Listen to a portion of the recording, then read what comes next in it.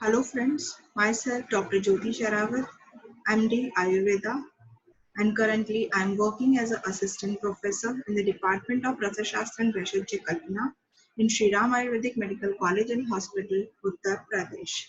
As you know that I have already discussed about the first 4 points or the content of Sadharan Rasa Varga, and now I am moving to the next one, that is Agni Jar, the fifth content of the Sadharan Rasa Varga, also known as Ambar and ambergris in English. This is the image of ambergris.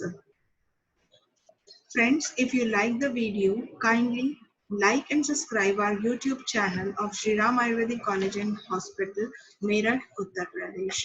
Thank you, friends.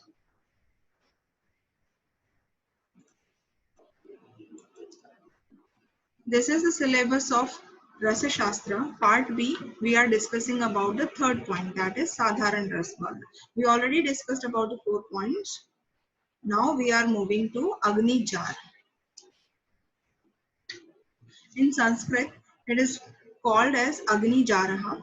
In Hindi, Ambar. In English, Ambar. Latin name, Ambar Gracia. Specific gravity 0.780 to 0.926. Specific gravity melts. It melts at 62 degrees Celsius, vaporized to white vapors at 100 degrees Celsius, and soluble in ether. पर्याय अग्निगर्भ, अग्नि निर्यास, वन्य jar, अग्नि जरायु, वाड्व अग्निमल, अग्नि ज्वाला, अग्नि jar और सिंधु फला। अगर आपने ध्यान से देखा होगा तो इसके जो पर्याय हैं सभी अग्नि और वन्य मीन्स अग्नि से रिलेटेड ही है।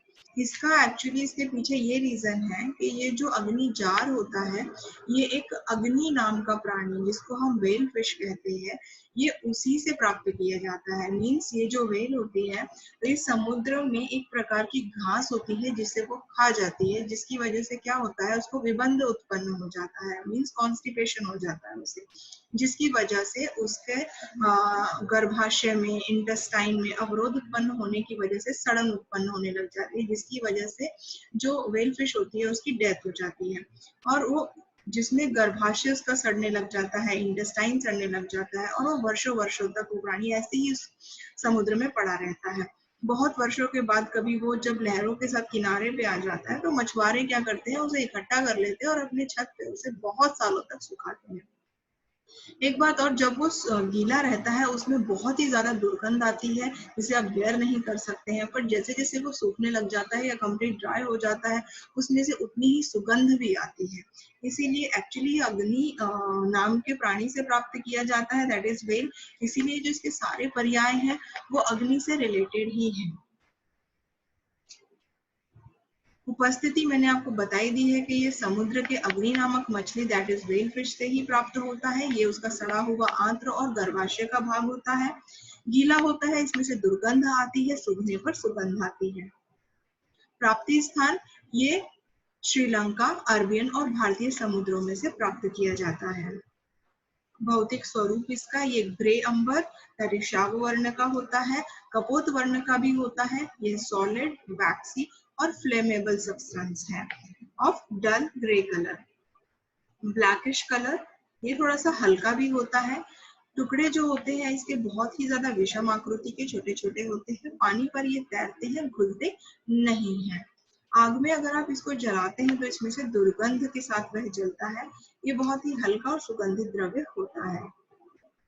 अगर हम इसके उपयोग की बात करते हैं दैट इज प्रॉपर्टीज, तो ये है अग्नि चारह त्रिदोष अग्नो धनुर्वात आदि वात नुत वर्धनो रसवीर्यस्य दीपनो जारणस्य तथा।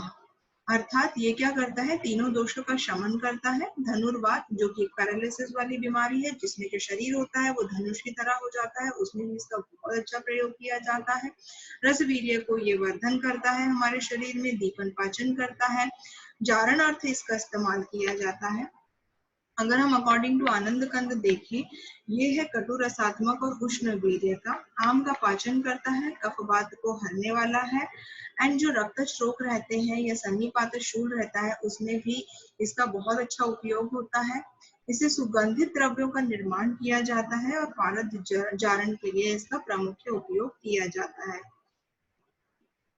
अब आई बात इसके शोधन और मारण की, तो एक्चुअली अगर आपको पता है तो जो द्रव्य सुगंधित होते हैं उसको अगर हम हीटअप करते हैं तो उसके गुण और कर्म की दृष्टि से देखा जाए तो उसमें हानि हो जाती है, इसीलिए ऐसे द्रव्यों का हमें शोधन मारण नहीं करना चाहिए।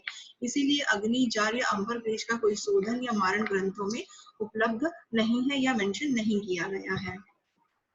अंबर के गुण के बारे में बात की जाए तो यह उष्ण, वात कफ को नाशक करने वाला है, पित्त को बढ़ाने वाला है। हालांकि ये त्रिदोष अग्नि है, पित्त को कम मात्रा में बढ़ाता है।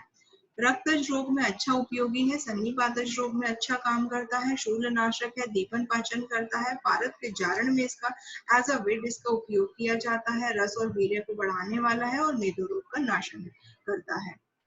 मात्रा की बात की जाए तो 1/4 रत्ती से 1/2 रत्ती तक यूज की जाती है, दैट इज 30 to 60 मिलीग्राम इसकी मात्रा है।